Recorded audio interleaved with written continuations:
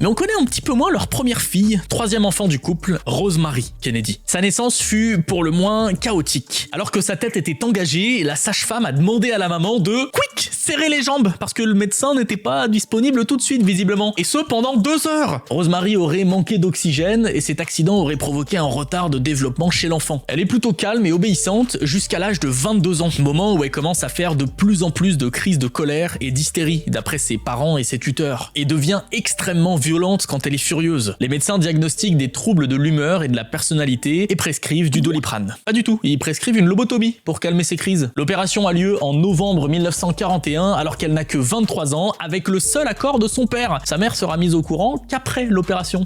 Sympa les années 40. Malheureusement, ça n'a absolument pas l'effet escompté. Rosemary devient incapable de s'exprimer, elle se retrouve avec l'âge mental d'un enfant de 2 ans et est complètement incontinente. Elle devient alors isolée du reste de la famille, cachée du grand public jusqu'à la mort de son père. Sa lobotomie ratée est rendue publique en 1987. Elle meurt finalement en 2005 après avoir vécu toute sa vie recluse.